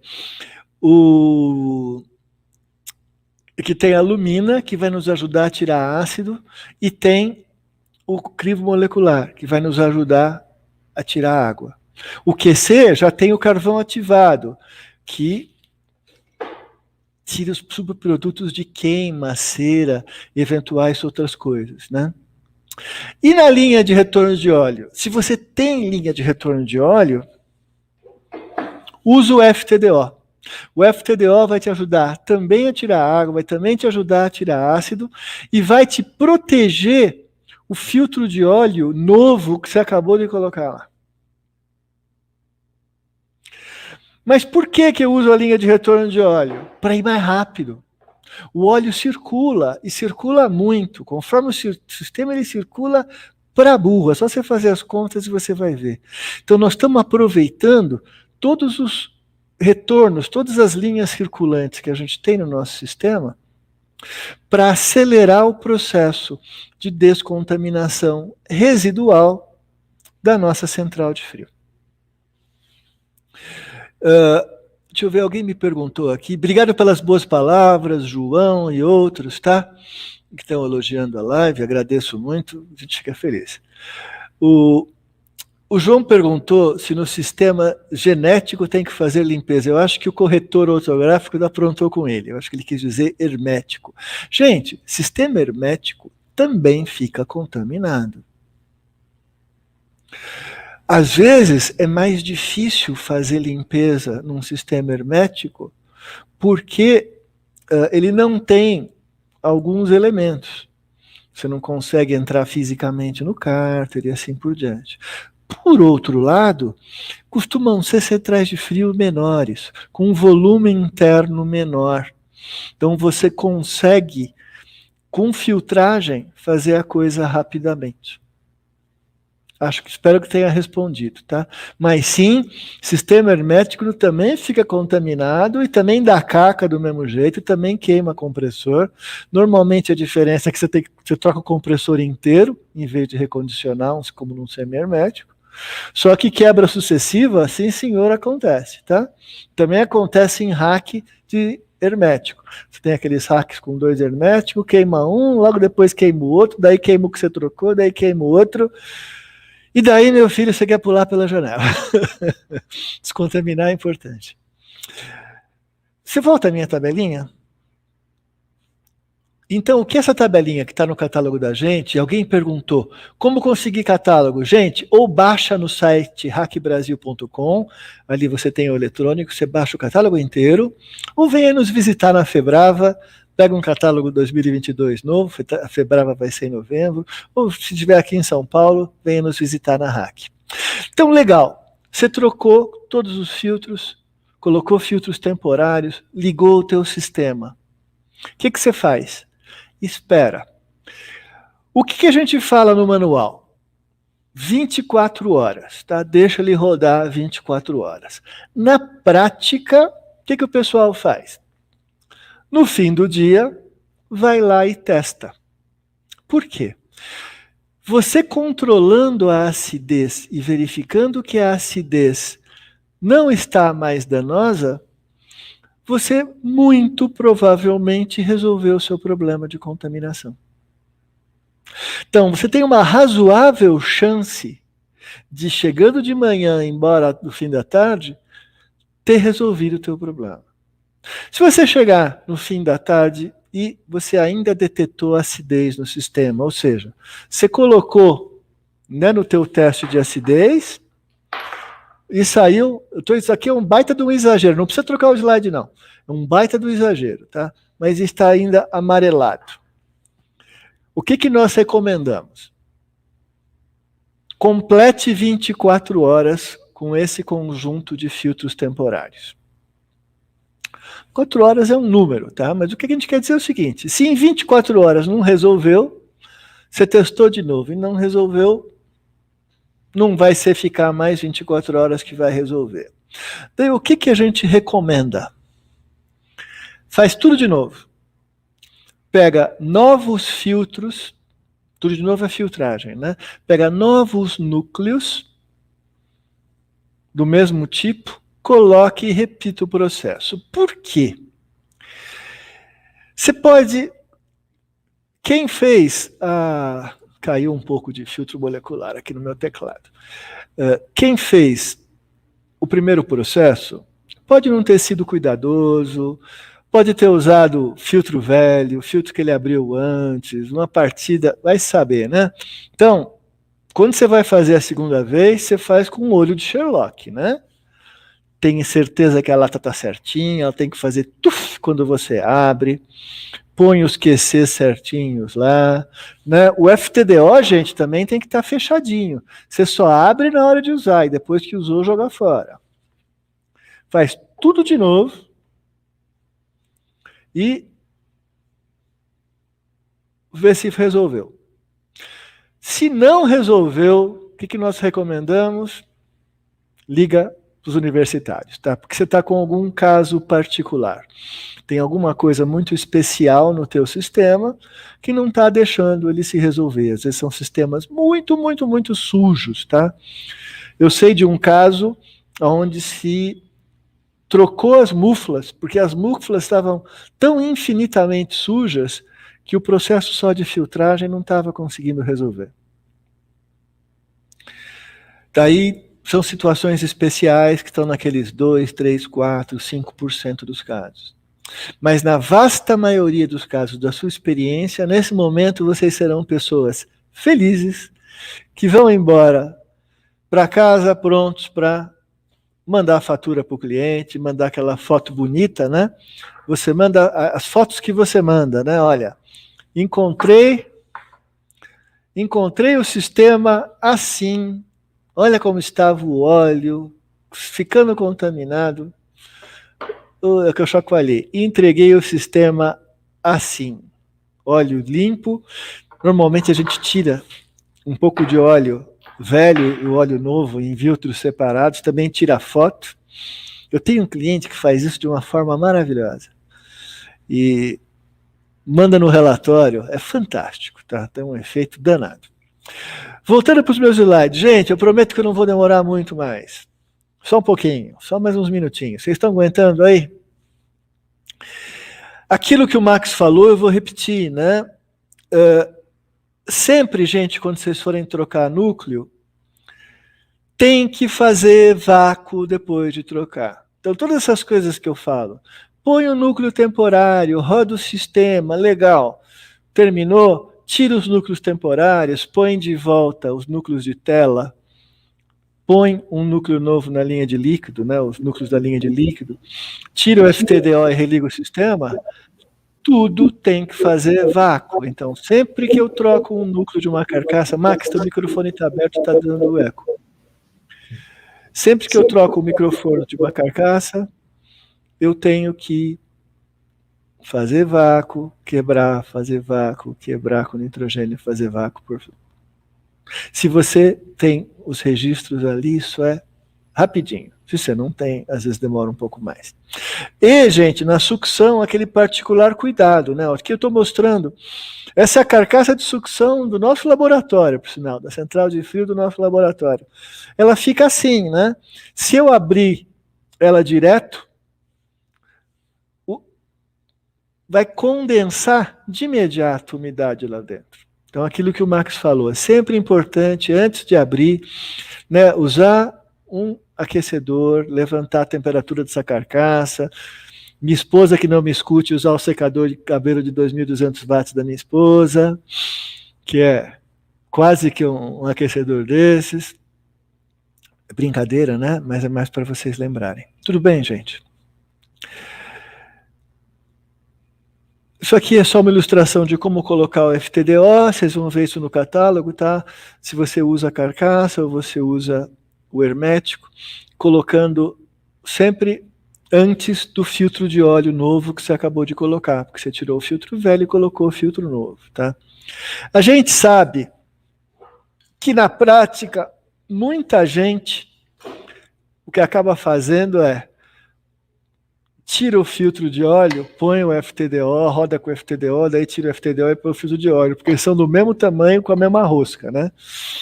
Mas não é isso que a gente recomenda. O que a gente recomenda é aquele procedimento que está no manual. Eu, às vezes, me inclino todo aqui, porque eu estou com uma mesinha de apoio com esses componentes para mostrar para vocês. Depois de tudo isso, a gente retesta. E é fundamental retestar, para você ter certeza que o processo que você aplicou funcionou.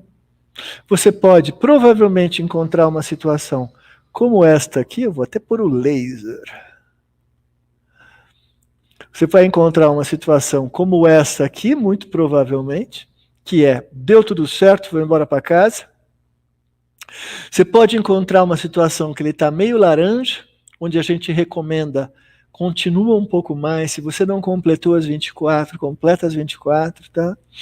Ou você pode encontrar um amarelão, e daí tem que refazer o processo, porque alguma coisa não funcionou. Deixa eu tirar meu laser para tocar o slide. Cadê o laser? Aqui.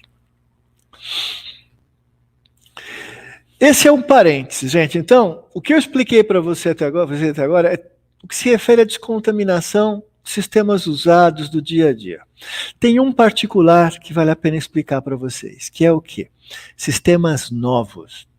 Você tem um rack novo que acabou de chegar, uma central de frio nova, uma unidade condensadora nova, grande, que acabou de chegar. Né? Ou uma central que você colocou um compressor novo, um compressor que foi recondicionado, ou que você fez algum reparo relativamente grande, e lá dentro pode ter resto de solda, pode ter limalha de metal. Né? Você não soldou com nitrogênio, sempre nitrogênio na hora de soldar. O que a gente recomenda nesse caso? A gente recomenda o seguinte. Você vai aplicar o que está na linha de novo da tabela do Silt, tá? Que é o quê? Nos núcleos de sucção, pelo menos por algumas horas, coloque filtro de feltro. Esse filtro é fundamental para segurar o particulado. Se num sistema dessa situação, gente, você coloca filtro de tela, é um dos poucos jeitos de você destruir essa tela. Por quê? Se a força da sucção chupando, velocidade do fluido, se tiver partícula metálica lá dentro, ela vai bater com uma baita força aqui e vai fazer um monte de furinhos na tua tela. E daí essa tela não vai ter mais conserto, você vai ter que trocar, e esse é o núcleo mais caro que tem. Então você põe esse núcleo por umas poucas horas, e se tiver algum fragmento metálico aqui, ele vai ficar preso, tira, põe, e você é uma pessoa feliz.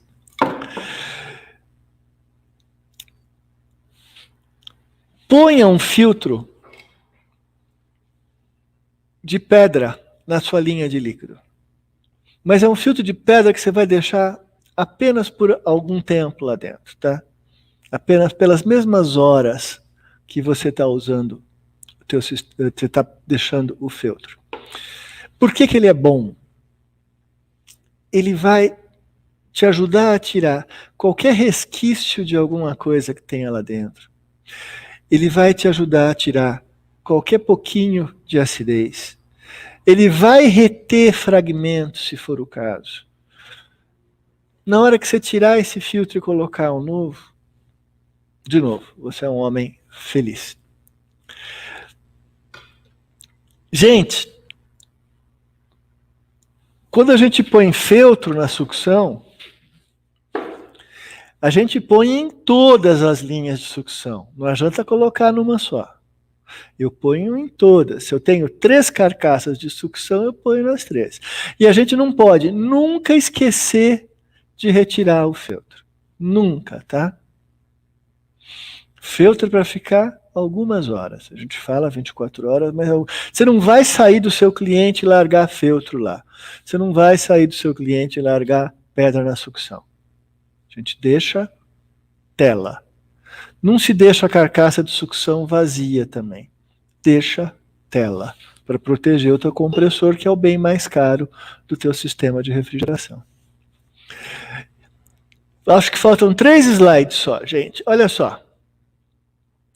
Esse é um filtro de outro fabricante, não é nosso, mas que foi usado numa carcaça nossa, tá vendo o nosso suporte? Ó, só salvou o compressor porque estava com o nosso suporte de núcleo, que tem esse aço aqui no meio. Volta para o slide. Aquele feltro, ele é uma massa, ele é bem pouco resistente. Então ele saturou, daí, né, a sucção do compressor amassou, e se não tivesse aquela proteção de aço, ele ia se fragmentar, ia lá para dentro do compressor. E balbal compressor. Olha o que ia acontecer, tá? Esse caso em particular é um slide que eu roubei lá do pessoal da Bitzer. É um caso de sistema novo, aonde o compressor teve uma avaria porque foram limalhas e restos de solda.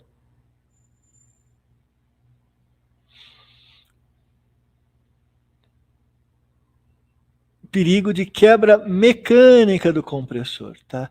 É fundamental que se procure usar carcaça com filtro de tela, de fato, primeiro com filtro, depois com tela, tá? Para evitar que essas limalhas cheguem no compressor. O compressor, muitas vezes, ele tem, né, uma telinha de filtro, mas essa é a telinha última chance, tá? É aqui para segurar 2 areinhas, porque se vier uma coisa um pouco maior, eu acho que eu não pus essa foto aqui, não pus. Eu tenho umas outras fotos muito legais, sabe, daqueles 4 filtrinhos que tem naquela linha da Bitzer, ele furou tudo. Por quê? Porque não tinha uma proteção contra limalha. Gente, para ficar uma imagem, que fique essa imagem. Tá vendo? Isso aqui foi uma queima causada por contaminação. Isso é tudo o que a gente não quer na vida. A gente até brinca, né? Ah, o pessoal que faz recondicionamento de compressor gosta. Não, não gosta, porque o que se quer é que compressores tenham longevidade, sejam eles herméticos ou semi-herméticos. E daí... Uma informação, ao slide antigo, o nosso filtro, ele não achata que nem aquele ali, não, o nosso filtro, ele é totalmente estruturado, é bem diferente. Perfeitamente, ó, este é o nosso feltro, não é que nem aquele. E o nosso feltro, quando a gente tira o feltro, eu tirei só para mostrar, ele tem, isso aqui é aço, gente, por dentro. Ele não fratura. Tem um outro fabricante que tem aquele filtro que é uma pasta que é sem estrutura, que é perigoso. Mas a gente, de propósito, quando projetou esse núcleo, foi para não correr aquele risco. Então, toda a ideia que tem que ficar desse negócio de contaminação, gente, é queremos evitar quebras e paradas não planejadas nos sistemas, nas centrais de frio dos nossos clientes. E a gente quer fazer isso, gente, antes da queima. E se porventura houver uma queima ou uma parada, a gente não quer que ela seja cíclica, a gente quer que seja uma e uma só. Espero que vocês tenham achado interessante, espero que tenha contribuído para vocês. Eu cumpri minha promessa para o Max de falar 1 hora, tá 1 hora cravadinha de live. E fico à tua disposição, Max. Luiz, excelente mesmo. E eu gostaria de ver os participantes, se tiverem algum outro tema nessa área que quiserem para a gente fazer outra live, alguma coisa nesse sentido, é excelente mesmo para o nosso público, né? E quero agradecer muito a todos vocês, Francisco, Elton, Galeno, Valdecristo, Vitor, João Paulo, Flaviano, Lana, Vitória, quem eu não falei, Maiara, Júnior, Leandro, e todos vocês que eu não consigo citar, Alexandre, que fez perguntas. Muito obrigado pela audiência. Muito obrigado, Luiz. E eu digo, a RAC sempre foi, a RAC com a gente sempre foi excepcional, uma empresa que está perto da gente, a gente precisa, como ele falou, auxílio aos universitários, está sempre disponível, e te agradeço demais por isso, cara. Se você mostrar um instantinho só meu último slide, tá aí meu e-mail. De fato, qualquer um dos 2 e-mails funcionam, tá? Fico à disposição de vocês. Se você baixou o nosso catálogo, também tem o nosso número telefônico, o 11 4771 6000. Precisando da gente, só ligar. Produtos da gente, vejam com o Max. Maravilha. Um abraço grande. Um abraço, cara. Obrigadão aí. Felicidades. Igualmente, uma honra e um privilégio. Sorte e sucesso, pessoal. Tudo de bom. Foi um prazer. Boa noite. Boa noite, Max. Boa noite a todos.